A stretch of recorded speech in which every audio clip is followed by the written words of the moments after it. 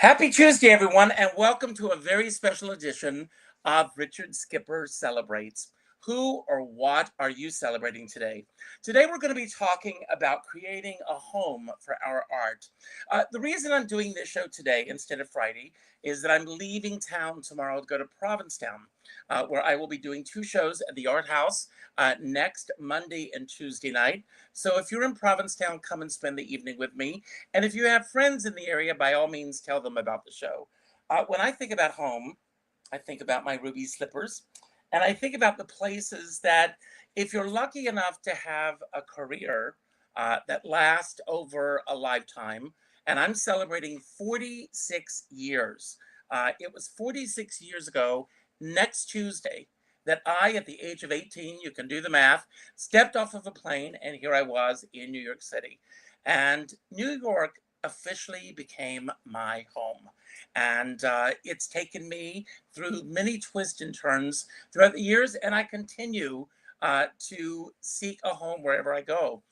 Now, I've got five very special people waiting in the wings today, and we're going to talk about what they do to make whatever performing space they are in their home. And I'm very excited because our first guest is probably, I would say, my one of my oldest friends in this business, and that's Sue Matsuki. And Sue Matsuki is about to not only do a show celebrating her many years in cabaret with Gregory Torian at the Cutting Room, but Sue is also about to create a new home. Sue, I know it's exciting for you, but the rest of us are almost mourning the fact that you're not physically going to be here. When, where, and how did this decision come about? Well, it's politically motivated, and we don't have to get into that. I'm sad to live in a world that we're living in right now, and my husband and I are older, and if God willing, we have another 20 years together. I just want it to be peaceful years, and my biggest decision is what to make for dinner type thing, as we go snorkeling for the day or something like that. So that's why. But I won't be gone. We are going to be moving to the Caribbean, a place called Curacao, which is our happy place. And I hope to set up a singing situation there because there's a lot of luxury hotels there. And I have a product that I call the New York Invasion. And so, New York City talent comes to your venue in your town, that type of thing. So I'm hoping to set up a situation much like my friend David Sabella has done down in Mexico, to bring down talent from New York, have them stay with me, get to visit with all my friends, have their musical directors come down, enjoy the paradise, and then have a singing opportunity. So like you were saying, and what the show's all about, it's not where you sing, it's how you create an environment to sing. And, people are people, and they want that escape, and they want art and talent in their life. So you bring it to them if they're not, coming to you. So, but well, I'll be staying in New York. We'll have a place here, like my Winter Rhythms. I'm producing Winter Rhythms in December, the first 2 weeks for Urban Stages. I do that every year. I'll be back up to do that. And, next year, like you said, next year's my 40th year of working at Don't Tell Mama. Wow. So I'll probably do something very special for them. So I'll be coming back and forth. We'll have a place up here. I'm not gone, but I'm going to be gone for a while. Well, speaking of coming to you, on Friday night, I went to see Billy Stritch and Nicholas King performing in a restaurant in my own backyard. Yeah. I said how exciting it was just to go around the bend and not have to deal with gas and tolls and parking and all of that, and traffic, everything that it takes to go into the city to see a show. But Billy was talking about, all the work that he began to do during COVID. And he said, imagine if COVID had happened at a time in our lives where we didn't have social media and the technology, technology to be able to stay in touch. So even though you are going away, knowing you're going to be very, very much in the spotlight. But I want to talk briefly about your upcoming show at the Cutting Room. As I mentioned, that's coming up on August 7th. Mm-hmm. And I've got the scroll here, everyone. All of the details for everything that we're going to talk about it today, everyone, will be on my YouTube channel as well. But go to the Cutting Room. get tickets? Because I understand it's selling very well. Yeah, we're doing pretty well right now. So there are still some seats available, but it's a very big room. So we'll find a seat for you. So I want to ask you, before we bring on our next guest, what does the word home mean to you as an artist? And how has that definition evolved over time? Okay, as an artist, home is, geez, I think it's that second that you're backstage right before you walk to stage. And for me, I just say, this is my joy, this is my love. And I feel that in my heart.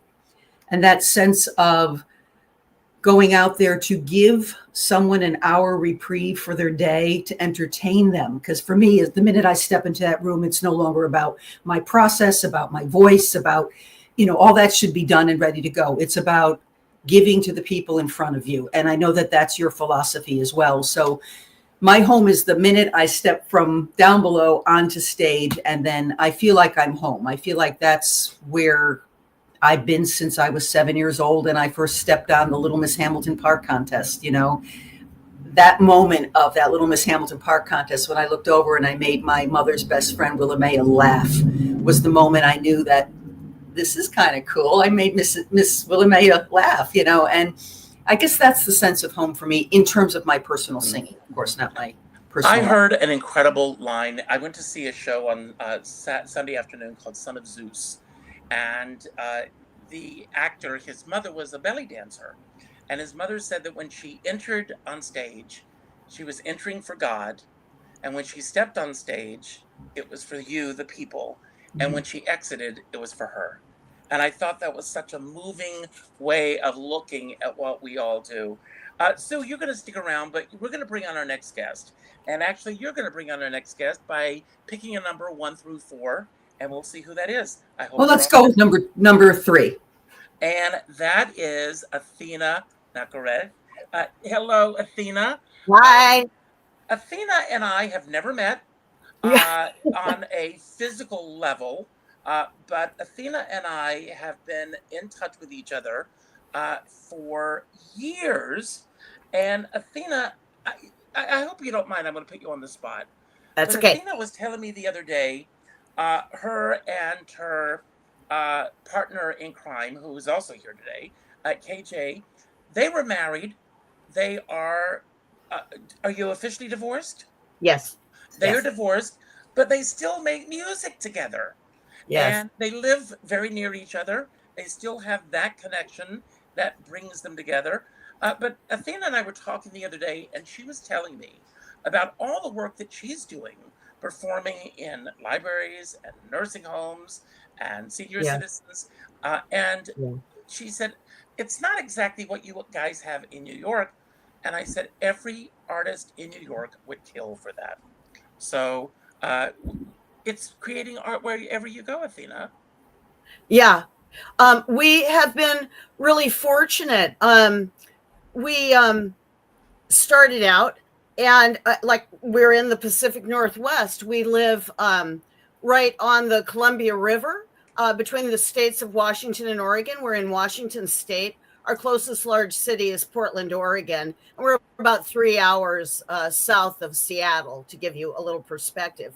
But, where we're at, there are no cabaret rooms. I mean, I dream of cabaret rooms. I cannot tell you, but there are none where we live.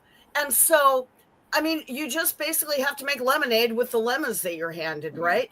And so it was a situation. I really wanted to do cabaret, and KJ and I met, doing a Gilbert and Sullivan show. I mean, we've always been doing shows together, and we just got to a point. I mean, I've got a theater degree, and I've done a lot of musical theater and comedy, and he's got his music degrees, and it just kind of ended up being a real natural fit for us to be able to use the acting ideas and combine it with the singing. We both have a real love of classic cabaret. That's what we focus on. Classic standards, shows from the heyday of classic Broadway, Hollywood, and Tin Pan Alley. That sounds probably pretty ordinary from where you sit. From where we are and the audiences we have, I mean, people, this is something that they don't hear very often. And so where we found work was in retirement communities. And we play, I mean, we've been doing this for about 29 years now. And we perform in independent living, assisted living, memory care, and post-acute residences in Washington and Oregon. And it really is a unique situation. I mean, Richard, you were telling me, people, it's a thing. I'm the one that, I mean, KJ and I are sort of a self-contained unit. We kind of do everything in-house, which helps keep costs down quite a bit. So his job is to deal with a lot of the musical aspect. I mean, he's brilliant. He plays piano. He sings. He's really good at that. I sing also, but I'm also really good at the back end. So I do the booking. I do, all the invoicing. I do deal with the banking, the taxes, and I make all the calls. And so, what we have out here that is maybe a little bit unusual in the cabaret world, for every show we do, we have a paycheck at the end and we have a built-in audience. I do not have to spend any time looking for audience. I do not have to spend usually too much time. I'm laughing because we would kill for that. I said to someone the other day, I spend at least 95% of my time pursuing work. And the other 5% of my time is spent pursuing an audience. Yeah. Yeah. You're lucky. Yeah.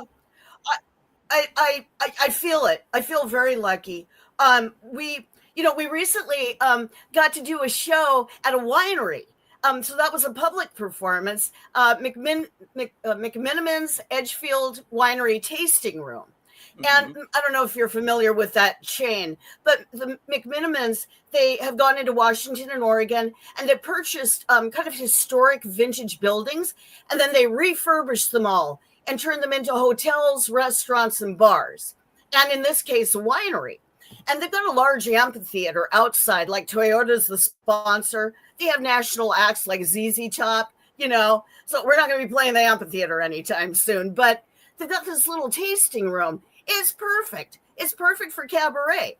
And but that was a public performance. So, I was spending a lot of time on social media and just really, trying to get audience. So I feel your pain. It's the thing to get butts in the seats. So, but for the most part, we don't have to worry about that. We just put the shows together. We just do, a good job.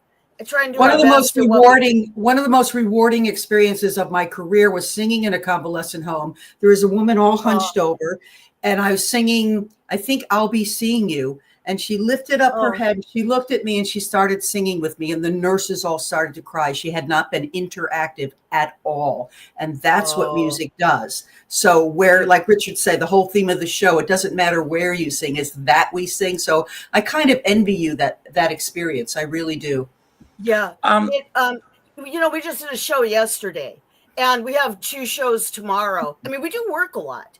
That's the thing. We did like 11 shows in June. We did 10 in July, and and more to come. But it's amazing. We always invite the audience to sing along. I mean, there's not very many public places like outside of church where people get to sing together in a group, and it's really kind of fun.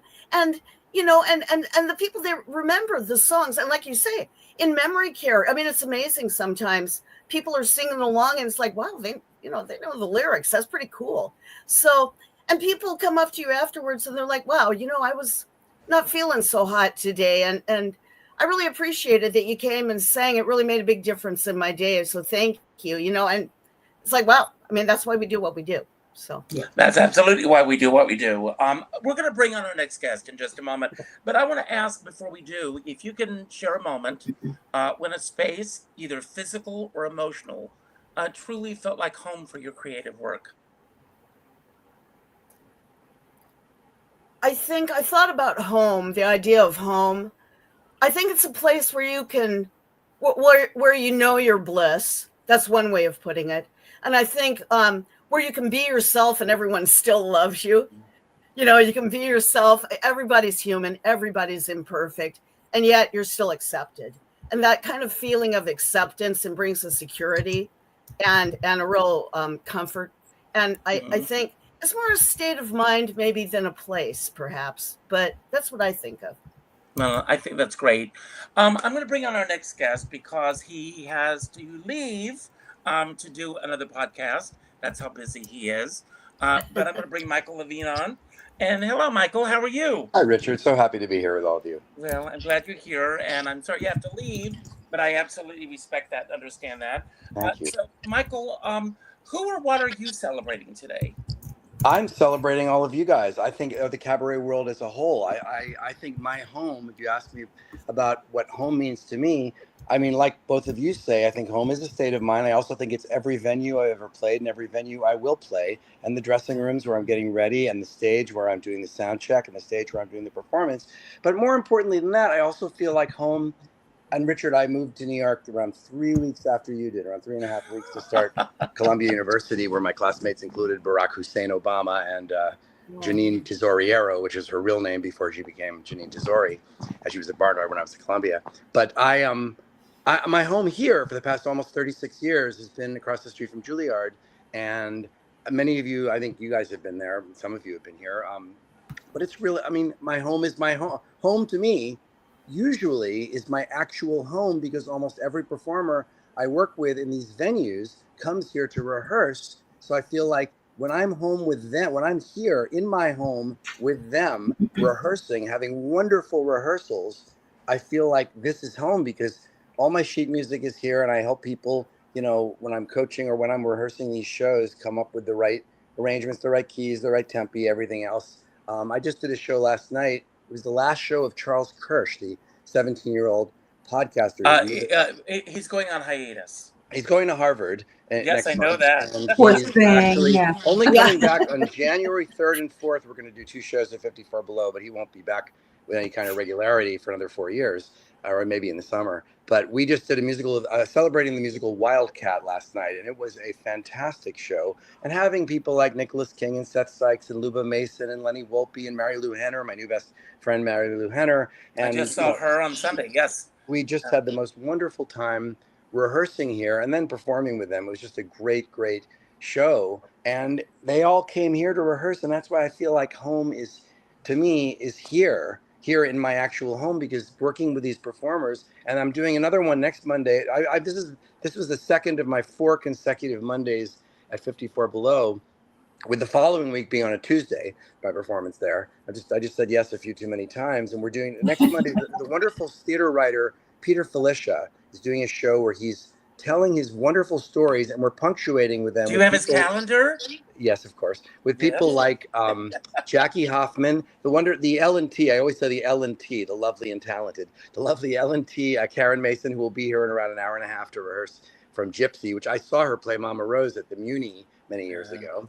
And who else do we have? Meg Bussert, who was in Brigadoon. She's singing. She was on the show last week.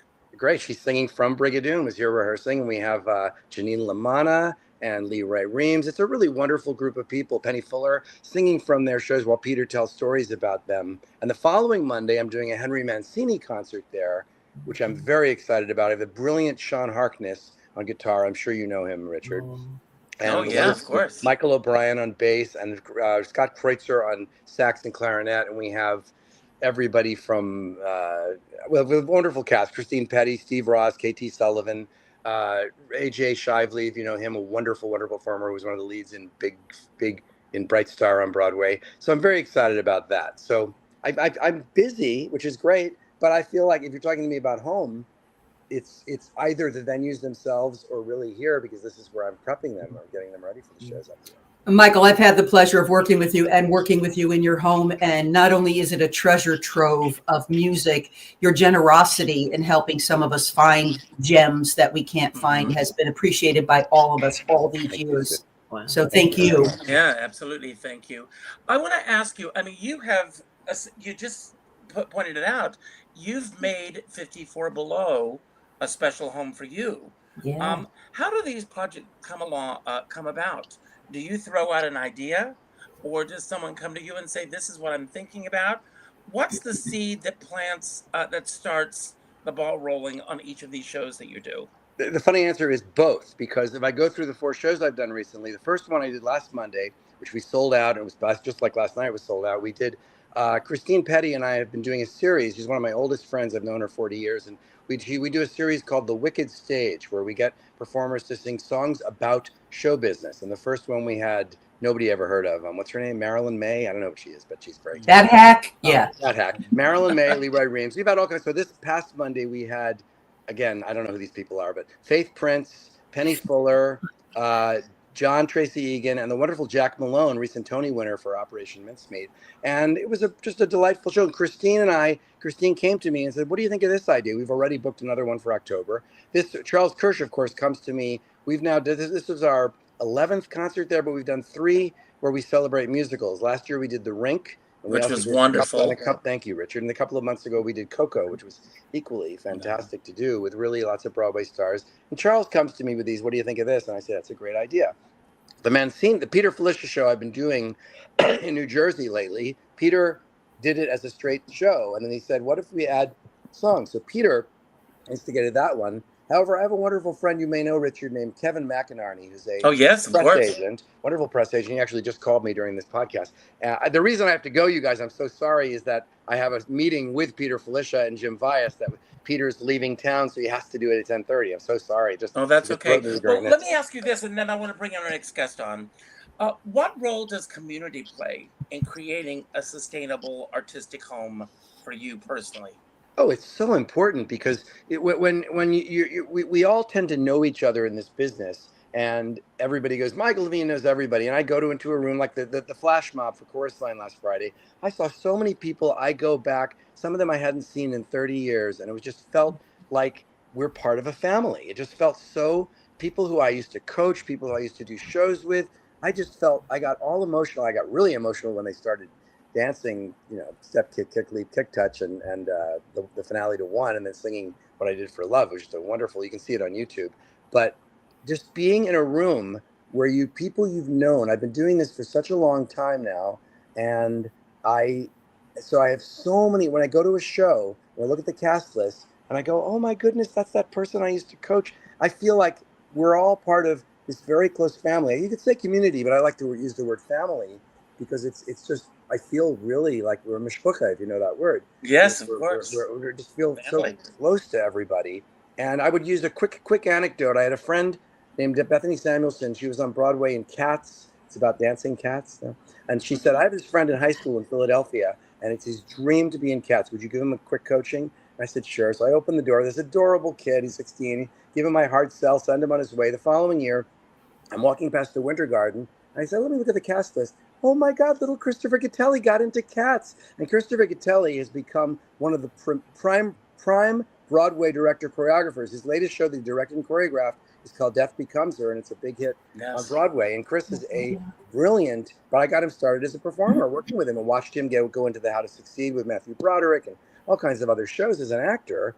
But so I feel like, part of, we feel like family. We see each other. And his assistant for years, is that same Bethany Samuelson, who's now Bethany Pettigrew, because she's married with kids. So I saw her at Death Becomes Her. I said, wait a minute, what? She said, I've been his assistant with Martin Short's one-man show, not one-man show, Fame Becomes Me. She's been his assistant for years. So it's just fascinating to me how real family, people who really connect to somebody, want them to be part of their lives and use them. Some of the people I had last night, we had Ryan Andes, whose grandfather, Keith Andes, played the lead opposite Lucille Ball in Wildcat originally. And I knew his wife when she was 18. She's now married. They're married. They have a kid. That's like 15 years ago. And he's got his grandfather's basso profundo, this wonderful voice.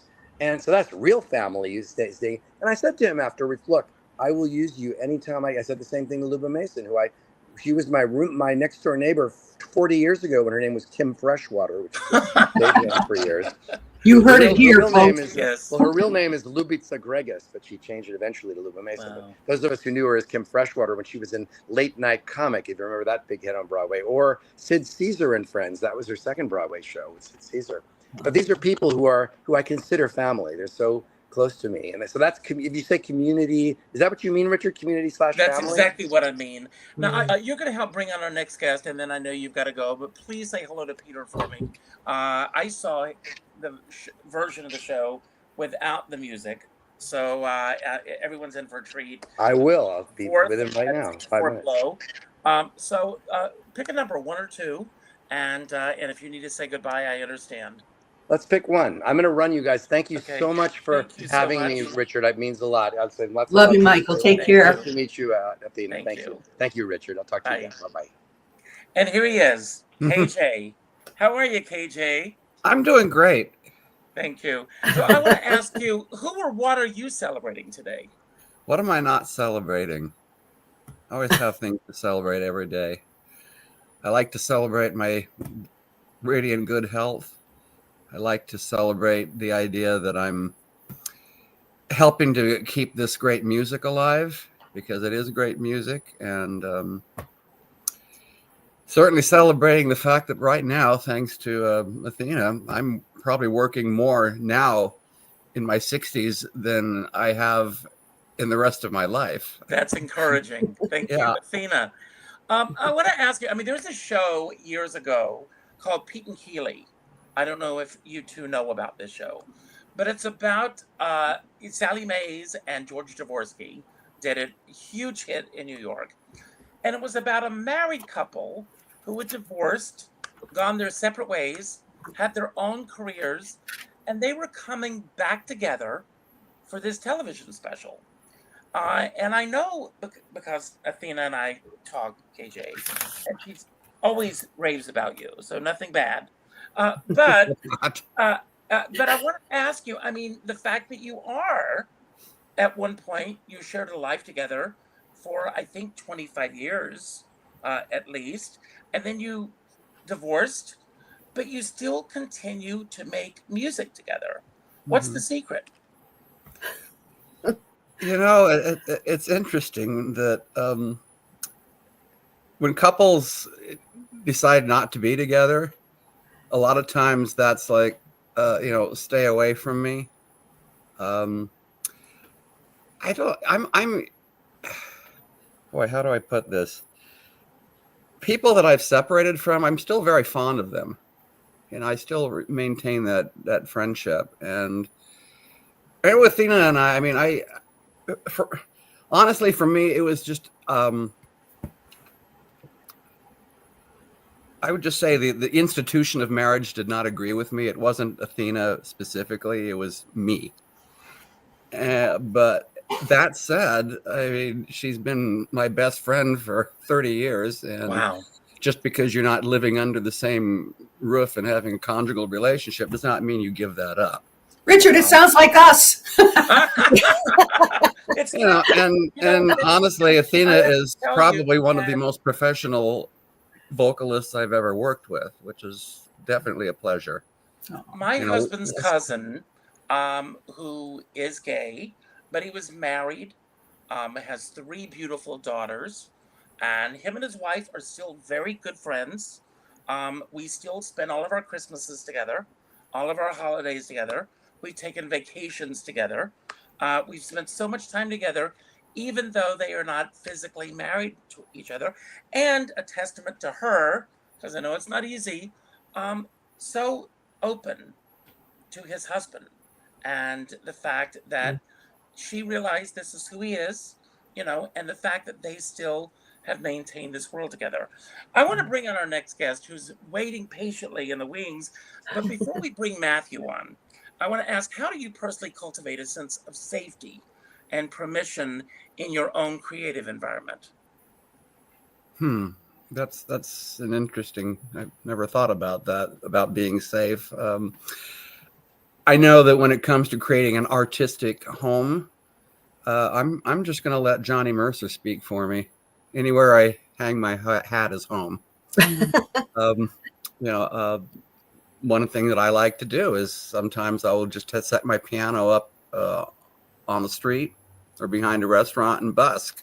That's home. That's great. And Ziggy, stop. Just as you said that, a Oh. Johnny Mercer song came on. Yeah, actually, one of my favorite kind of gigs is to just simply play background music at a party or in a lounge somewhere. And then people want to interact with me. They come up and interact. Otherwise, I can just lose myself in the music. That's great. Well, we're going to shift gears for just a moment because our next guest is not a cabaret artist, but he is one of the, if not the, premier acting coaches, teachers in New York, and that's Matthew Corozine. Matthew, thank you for being here, direct off of your month-long trip to Europe. I know. Thank you. And good to hear everybody. KJ, and you guys, your marriage is so fascinating to me. So I want to write a play about it. I think it's so fascinating. So anyway, good to be here. Good to hear you all. And yeah, I'm really glad to be here. Thank you, Richard. So Matthew, I want to go back a little bit. I mean, with what was the spark for you? I mean, there are some people in this business, you know, again, getting back to Athena and KJ, what I love also about their story is that they are creating art in the most incredible places where art needs to be created. And you, I mean, you could have pursued a career as an actor, said, this is where I want to focus, but you put your focus on others and nurturing that spark within them. Where did that come from for you? I mean, that's a great, I think I was always fascinated by human behavior as a kid. I think I was always wanted to be more free in my own life and was always attracted to that. And I think, studying the Meisner technique that I did in the 90s post-college with Robert Modica from Carnegie Hall Studios, that really changed my life, that I had permission as an actor to be parts of myself that real life taught me not to be. That was just such a freedom. And then I started accidentally coaching my friends, and they would have breakthroughs, and I'm like, I don't know, I'm just teaching you some stuff I learned from my class. And then one of my students booked Wicked, and then that original cast created my acting studio. I always say The Wizard of Oz saved my childhood and Wicked built my career. And that's really, I love it. That's really true. Like, the original cast of Wicked like built my acting school. Like, I wouldn't have a school if it wasn't for them. And we're now celebrating 25 years. So we're having Defying gravity. Defying gravity. I mean, really. So Yes. This is our 25th year anniversary. September 7th, we're having a big party at the Monarch. So if you guys can come. It's going to be great. Oh, I'm going to try to get there. I mean, yeah, please do. Please. An invitation. I mean, what is it, I mean, that happens in your workspace where you create a nurturing environment for these students? Because, you know, I don't know if you heard what I said earlier about this line that I heard in this play on Sunday. She said that when she entered the stage, she did it for God. When she was on the stage, it was for the audience, and her exit was for herself. And that was so profound. I said, I'll carry this with me the rest of my life. You create this nurturing environment over and over and over for your students. How do you instill that in someone who is coming to you for the first time, who's not necessarily familiar with you and or the Meisner technique? Yeah, I think it starts with me. If I'm vulnerable right away, I think that gives them a space to walk into that as well. And I'll talk about shame. I'll talk about my anxiety, my depression, what made me cultivate a home 25 years ago when I was 28 years old. That was pretty daring to be an acting coach back then at my age, for sure. I remember that was a little like, who's this guy I think he is doing this? I mean, I really remember that very, very much. And now at 53, I can look back and I'm like, oh my gosh, that was pretty courageous of me, and I'm proud of that kid. I had to do it. I needed a home. I felt like I didn't know it at the time. I think that was subconscious, but I was building a home for myself. So I think those people are attracted to me, who need that space and place to be like you said, to be understood, to be fully yourself and to belong, right? I think I like what Brene Brown says about the opposite of fitting in is to belong. Because fitting in means you got to like change yourself to be accepted and loved. And I love like belong. You don't have to change anything about, I just love that. So I try to create space where people belong. To stay at the beginning of her career. She's, I'm so far out, I'm in. That's funny. I didn't know she said that. That's funny. Yeah, I love that. I've got a question for you, and then we're gonna spend a little time with each of you to talk about this very theme. But Matthew, have you ever had to leave a space or a relationship in order to protect your art? And what did that teach you? I mean, that's great. Yes. I mean, even in 2021, I left New York to expand in Miami. Of course, during the pandemic and all that stuff. But like, I needed a different space to play in and to bring this work to, and to have more fulfillment in a different life too. So I do Miami and New York each week.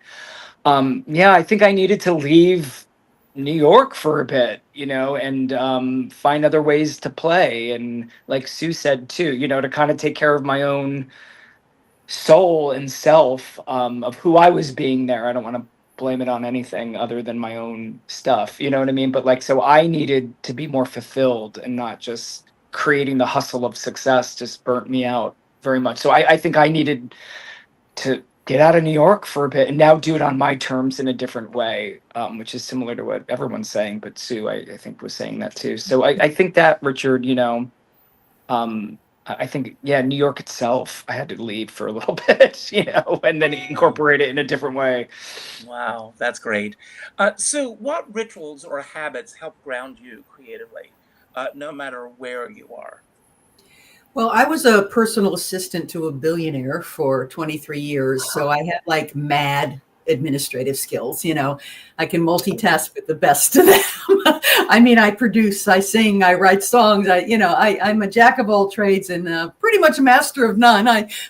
But whatever, I'm happy to be that. But I think that having a solid administrative and fiscal, financial skills as well helps me run my business, helps me run Matsuki Productions, and helps me be, they playfully call me the godmother of cabaret, because I willingly help people. Like I have a session today at 4:00 with a comedian who just wants to know how to break into the circuit and stuff. So I just willingly help people, direct them in a way, and that comes from my administrative background. So while and my boss was amazing, because at the time I worked 5 seasons of the Metropolitan Opera. I was a diva double up there. I got to do great things, representing actual physical divas who couldn't do scenes, and I had to visually replace them. And he would let me go for 5-hour rehearsals in the middle of the day because he knew I would come back and get my work done. So I can do more. Richard, you know this about me. I can do more in 5 hours than most people can do in a week. Yeah. But yeah, that I think has helped me overall just be everything that I've been over the past 40 years of doing this. So that's great. Thank you. And I think of you as Earth Mother. I mean, if you look that word up, you'll see Sumatsuki's name right next to it. She's helping everybody all the time. So Athena, how do you balance the desire to be seen with the need to protect your creative sanctuary? It comes, I try to remember what's important. I mean, for me, I need to be authentic and I need to be whole. And I remember what's important, my artistic pursuits and just having inner peace, and what I value, creativity and honesty and love. And as long as I keep those things in mind, things kind of fall into place the way they're supposed to. I mean, yeah. That's great. And KJ, if someone were building a home for your art, what would you want to include in it? What do I put in it? Yes. Oh, a 9-foot grand would be nice. Steinway, of course. Yeah. Oh, you're talking about a piano. Yeah. Richard. I'm sorry. See, I'm talking clean and they're listening dirty. This is welcome to our world, KJ. So what else would you want included? I'm pretty easy to please. I mean, where I'm living right now is almost ideal. But yeah, I mean, give me a piano and a A great singer. well, yes, that absolutely too. And well, internet access, Hmm. because I depend a lot on that. And I know a lot of people want to raise the crucifix and say back off when I say the letters AI. But I can tell you, Chat GPT, which is really just it's a search engine on steroids, but Yes. it's Well, been well put. an incredible Do assistant. you all use ChatGPT? Yes. Sometimes. Not so much. You know, Not so in much. fact, I call my bot, I call him Hal, and he Okay. knows me as Dave, if you get that. That's I great. do. That's scary. Matthew, how do you create a better support for others in building lasting spaces for creative expression, especially outside traditional institutions or algorithms? Wow, that's a hard question. Yeah, I mean, I have a 45-seat theater in New York for, all these years, and I'm so grateful for that. Former students will walk in and they'll cry. They'll be like, "Oh my God, the stuff that I've done in this room." You know what I mean? So I think actually creating a space, I have a little theater space. We do shows, we do original work, I do a whole season with Randy Graff. We do like a Flesh It Out Ah, Fridays. Yeah, she's my bud, give her and my love. I oh, love I love her. her. Yeah, Randy and I, we created a whole series called Flesh It Out Fridays where we take published plays and we do them with our students. She teaches musical theater at my school, so like, I don't know, like there's just stuff like that where we want to use. I feel really blessed that I own a space in New York City, like that's pretty cool that my students are like, "Oh, this is MCS. This is my home. It's not just a space that I rent at a bunch of studios of like old Shetler studios or something, So like I think that in itself, having a location is really cool. Yeah, I mean it's emotional too, right? Home, right? It's completely emotional. Yeah, just giving them the actual space and space, to walk into themselves and judgment of stuff and letting people mess up, and we all mess up, right? I think Athena said that, like we've all messed up, right? Hmm. So it's how And you that's the bounce space to back. do it in. Yeah, like you got to create a safe space for Absolutely. what John Patrick Shanley says, an unsafe space a safe place for people to do unsafe things. It's a paradox. It's a really bizarre, and people want to look good, and people don't want to show process, and people, they just want the end result. They want good editing. You know what I mean? And I'm like, this is the stuff that, is on the floor of the cutting room. Like, you guys got to do it in this room with me, so it's like getting people to give over to that. Yeah, I had a rehearsal yesterday for my You know, upcoming shows and songs that I'd done 100 times with my musical director. When I go into the rehearsal process, and maybe, Athena, KJ, Sue, maybe you all have the same experience, but songs that I've done 1 million times, I'm thinking of different ways of, how I can hit a certain note or how I can shape this or create a new message with that. Liza Minnelli once said, as much as she loved being on stage, she says the magic happens in the rehearsal In the studio. process, yeah. And it's the process, and I truly believe that. I've got a question that I want to ask each of you, and I'll start with you, Sue. And it's what one piece of advice that you'd offer to a younger artist still searching for where their art belongs, especially in today's world? To be authentic. Athena used that word. I'm a big proponent of that. If people relate to how I sing, it's because within the lyric, sometimes the lyric chooses me. Sometimes I choose the song because I have something to say within that lyric. But what I bring to that lyric is authentically me. There's nothing I will ever sing on stage that's a filler song to get me from A to B to C. Every song means something to me. It gets personally processed, much like how Matthew was saying. It's painful to find that process sometimes. I wrote the book, So You Want to Sing Cabaret, and a good portion of that book is lyric connection and the different ways, acting-wise, to get to the authenticity. So I just met this 16-year-old that's working with Lenny Watts at Signasium. He's amazing. And I I wish I had known when I was 16 that this is what I wanted to do, because I would have focused all my efforts. So what you're doing, Matthew, in showing people to get rid of the crap so that they can do the work is so important to find who they are authentically. Because then the minute you step on that stage, especially in cabaret, but also in acting, to be authentic when you step on the stage is, for me, is everything. I can spot a liar a mile away. So that's what Perfect. I did. Athena, same question. You know, I would say, don't be afraid to pick up the phone and make a call. I cannot tell you. My closing comments. All they can do is say no, right? All they can do is say no. I've never gotten anywhere without picking up the phone and making a cold call. It seems like for many areas in life. And I mean, I spend a lot of time, because I do the booking for us. I spend a lot of time on the phone. I spend a lot of time on the internet researching, possible venues. And I mean, I'm in talks with somebody that has a stern wheeler at the Cascade Locks. And, they do. I mean, you never know. You never know. And he's interested. I'm like, that's good. We want to do it. Talking to the wineries, talking to, different places where we haven't played before. And just really think outside the box in terms of venue. It doesn't matter where you are. If you want to do cabaret, you will find a way to do it. I really think that. I mean, it's been true for us. So pick up the phone, make a call. Don't be shy. I love the fact that you said that. Right after Linda Lavin passed away, I went down a rabbit hole of watching all these old interviews with her.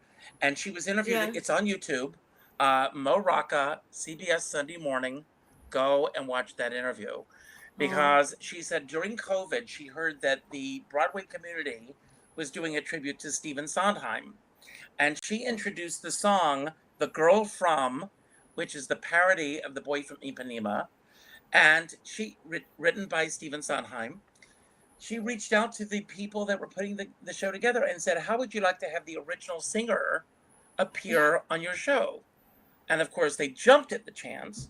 And she said, my entire career, people have thought several things. Number one, I was not interested. Number two, I was too busy. Number three, they couldn't afford me. And she said, everything that happened in my career was because when I saw something that I wanted, I reached out to it.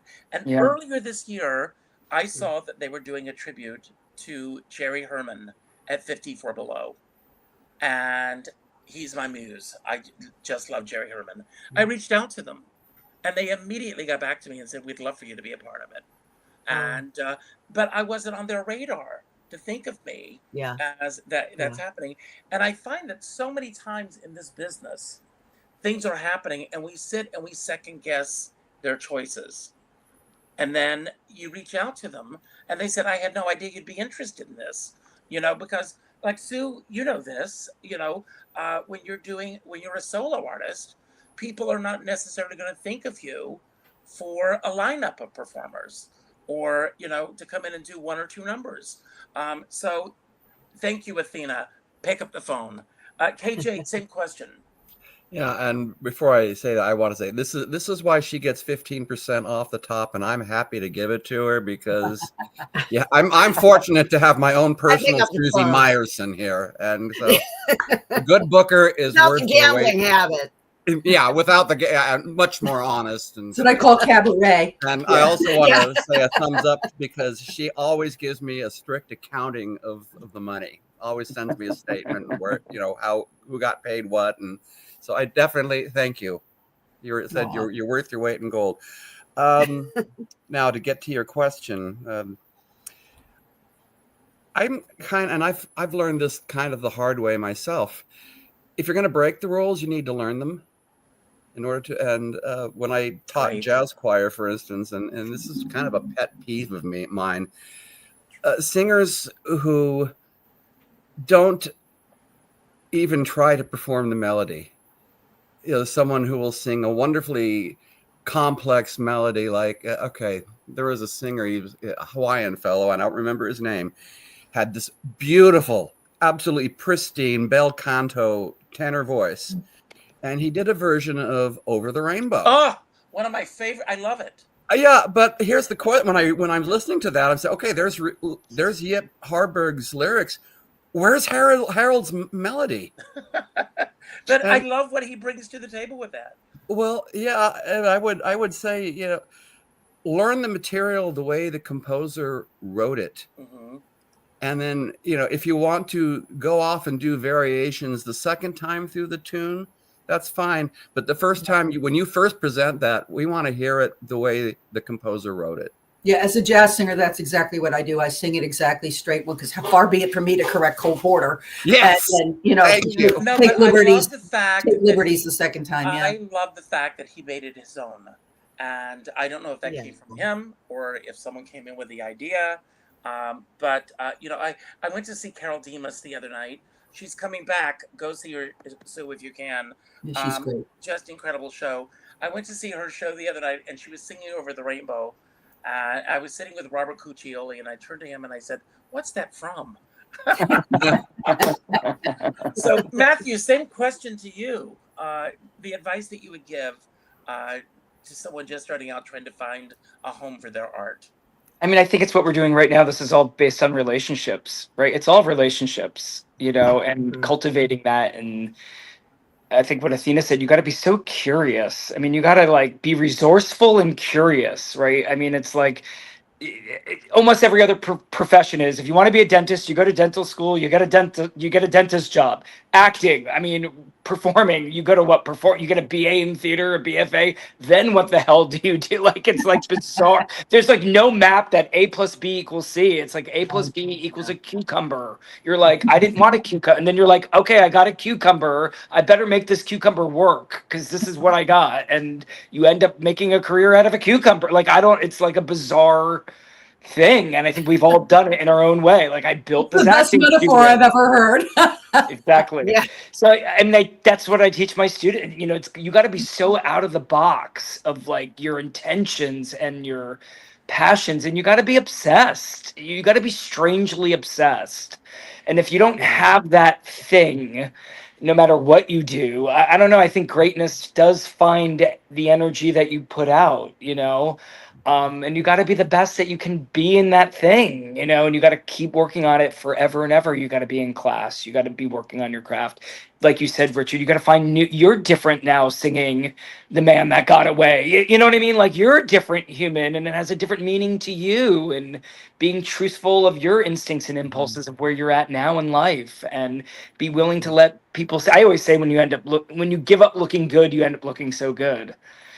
Right. So to really give up looking good, and then to make that be your work, you like a cabaret performer, like you guys said. I mean, it's really standing there, as Rosalind Russell would say, naked and turning around really slowly because you're in that little room.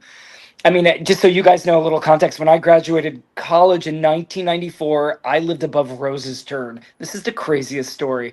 And I was 22 years old, like Terry White and Lelaine, or singing me to bed. I was like a kid out of college living on the third floor of 55 Grove Street. This is so wild. I mean, I think back and that informed so much of my teaching, so much of who I am. If I woke you up. Crazy. I don't so literally I was above the duplex, the old duplex, I loved it. I know. So that was my 20s, was that, so anyway, it's just a cool little master class I was getting every night, and I didn't really even know it at the time. So anyway, those are the things I would say.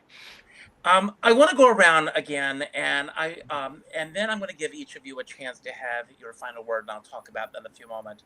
But what I want each of you to do, and I'm going to start this time, something that you've seen in the last week, whether it be a movie, a television show, a performance, a book that you read, something that inspired you. And I want to begin by saying on Sunday, I saw Son of Zeus at Penguin Rep here in Stony Point. One-man show.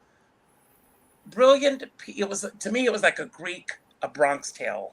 And I loved just watching this actor in total command for 90 minutes alone on stage.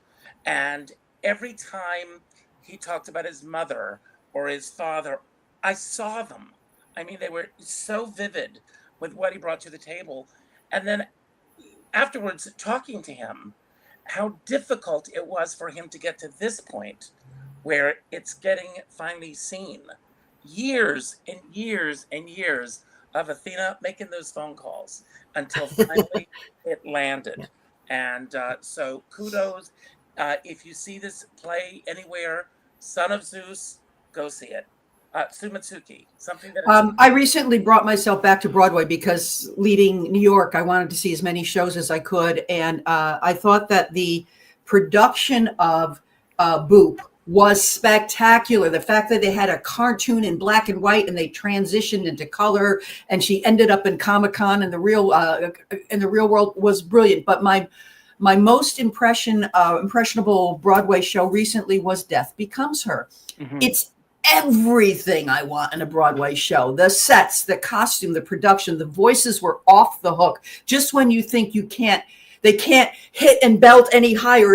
And then I got goose flesh just thinking about it right now, about those voices, those two women. Everyone in the cast was great. But when she got shot in the stomach and you can see through her body, everything about, and that fall down the stairwell in slow motion. Brilliant. And I'm so tired of going to Broadway shows and saying, shit, I can sing that better than they can. Why am I paying $200 for a ticket? I want them to sing better than me.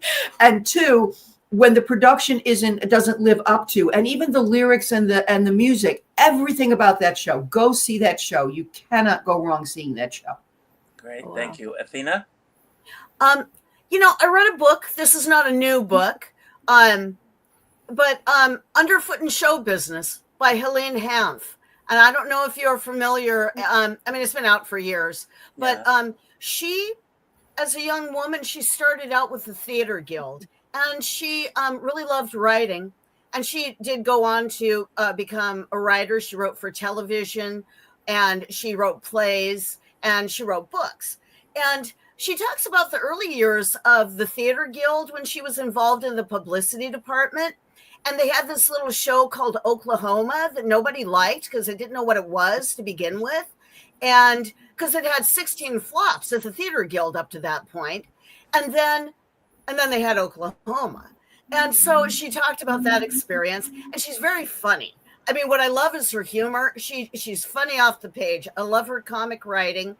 And she talks about her experiences of she and an actor friend, getting into theater shows when they had no money and what they used to do in order to do that. Just living in New York and trying to make their way with no money, but, finding places to live and that kind of thing. Doing all kinds of summer stock kind of jobs that were less than glamorous. To do. But it's a wonderful book, and I highly recommend it. She's written others as well, but it's called Underfoot in Show Business. That's great. I just wrote it down. I'm going to look it up. KJ. Well, what I'm seeing, and I don't know how much of this is applicable to show business specifically, but I know we're kind of living in a time and under a regime that would like to cast our whole history and our whole culture as white, cisgendered, heterosexual male. And I'm looking at popular entertainment. I'm even looking at commercial ads, and I'm seeing everyone reaffirm diversity. Same-sex couples, mixed couples, people of different colors and backgrounds, all being represented in our popular entertainment and our advertisements, which is telling me whoever's running this country with this agenda is definitely on the wrong side of history. And that does my heart a lot of good to know that, most of us embrace these things. Yes, absolutely. Thank you for that. Hopefully that's not just here in New York, though. It's all and the Pacific Northwest is kind of a haven for that. Yeah. I mean, that's one of the things besides all the greenery, I need to be close to nature, but also the inclusiveness that we enjoy out here. Amen. Amen. Yeah. Matthew.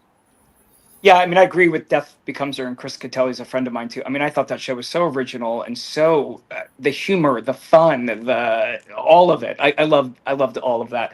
I saw Superman, the new Superman movie. I am not a blockbuster acting coach phenomenon, obsessed person. I loved it. I thought it was nostalgic. I pulled 2 scenes from it. I found it online. I'm using it in my class this fall. I'm like, Good for you. I am. It was emotional. It was vulnerable. It was connected. I was on the ride. That was 2 something hours of my life that I just was like, thank you, whoever wrote this. I forgot, but like, I was like, this is great. I thought it was great work. I loved it. I loved what's his name's musical theme back in it, John Williams. I thought that was just, that did my little 1978 heart a lot of good. I thought it was not agenda-y, but yet it had like really cool things to say. I don't know. I just was so on the ride. So I recommend that Superman movie. That was great. That's great. Well, we've gone a little over, and we're going to wrap things up right now. Michael Levine, thank you for being here. Thank you for everyone who's watching today. Important that you leave a comment on YouTube. Hit the like button if you did indeed like the show. Hit the share button and subscribe, because what that will do is that will increase the ranking of this show and more people will see the show. So if you could all do the same thing, that would really help out in terms of more people seeing this. I'm going to end with my closing remarks, and then I'm going to turn it over to one of you, and then each of you will pick the next person.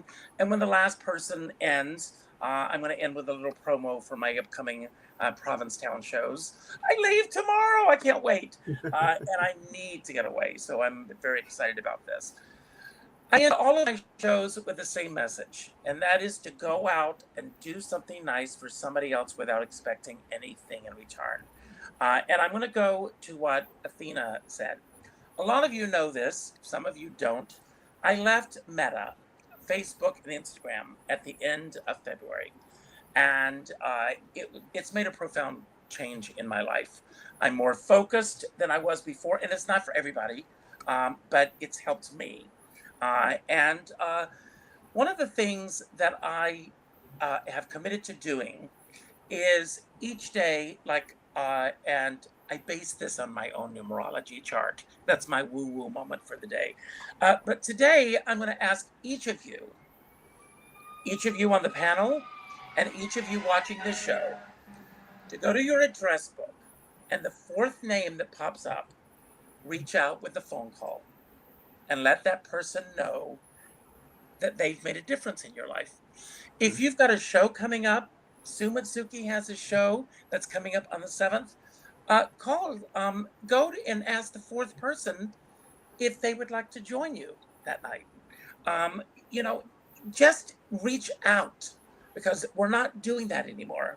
And we've gotten into this complacency of thinking that hitting the like button or hitting the share button or leaving an emoji is human connection. Yeah. And it's not. It's not. And I will tell you that since I've committed to going down my address book and reaching out since February, I cannot begin to tell you the number of names I've had to delete from my address book because they've passed away. Just over the weekend, I found out that a neighbor of mine had passed away.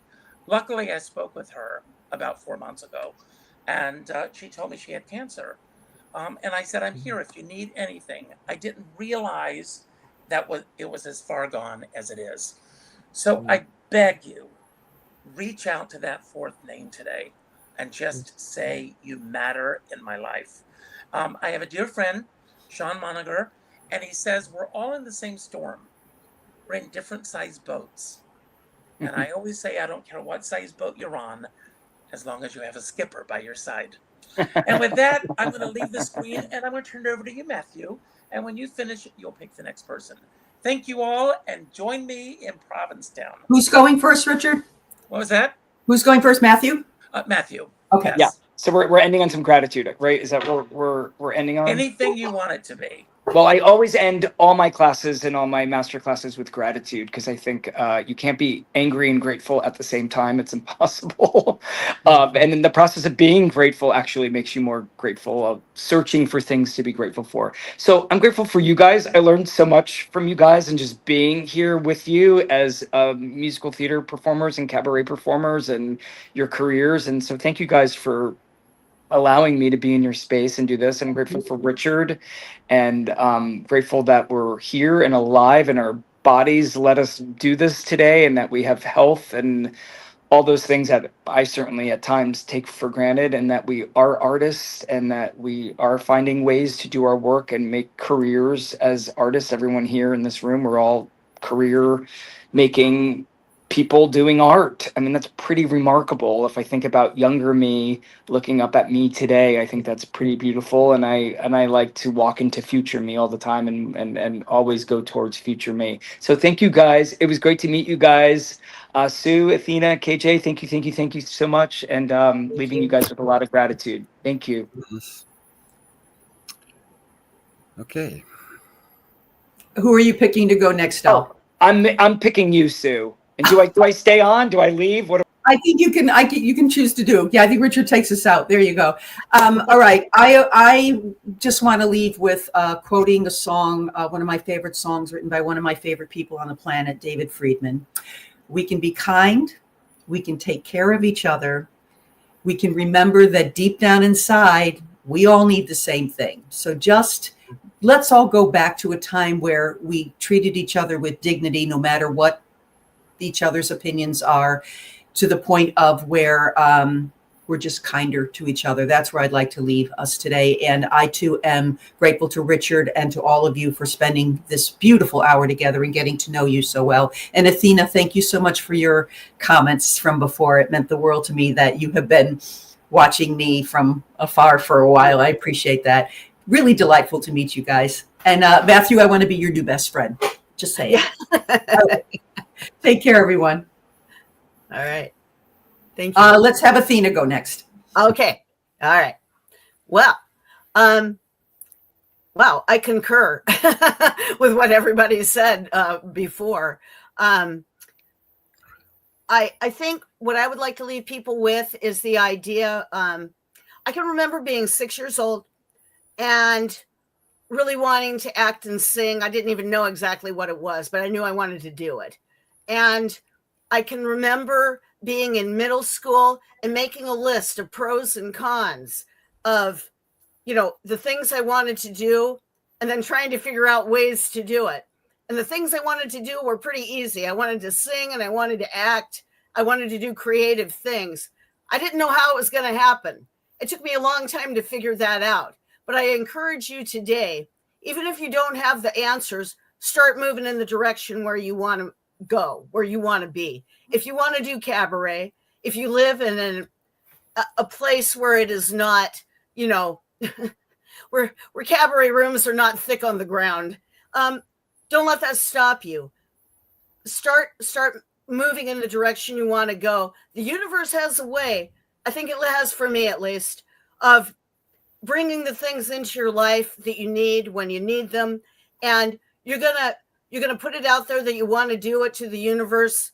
You're going to meet people. You're going to network with people. You're going to talk to people. You're going to just throw out a comment and somebody's going to go, hey, I happen to know of this place, or I happen to know this person. And before you know it, things start rolling. So put yourself out there, be willing to do it. And even though you have to be a little vulnerable to do that, be willing to do it. And good things happen that way, I think, sometimes. All right, KJ. Ha! You get the last word, you lucky person, you. Go for it. Yes, well, aside from affirming what everyone else has said, one thing that I've learned, especially these last 5 or 6 years, is what you focus on, what you pay attention to, is what you become aware of, and eventually what shows up in your life. And I'll tell you, turning off the news, best decision I ever made. Getting off of social media, best thing I ever did. I look for, like, when I'm watching these shows and these ads that feature diversity, that's something I want to see. So these are the things that I look for in life. I look for examples of people being kind and generous. So the more you look at that, the more you appreciate it, the more of it you get. And the other part of the equation for me is being able to spend a little time every day out in nature, which I'm very fortunate living in the Pacific Northwest. We've got a lot of it. I've got a wonderful park out behind where I live. For you folks in New York, that probably means get down to Central Park whenever you can, just even if it's for a few minutes.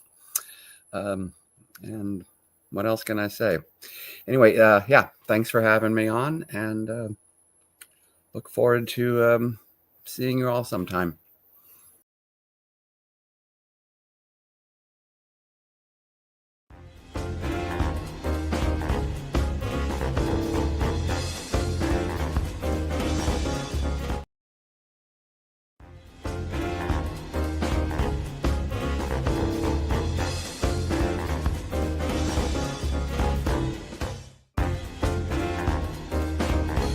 Me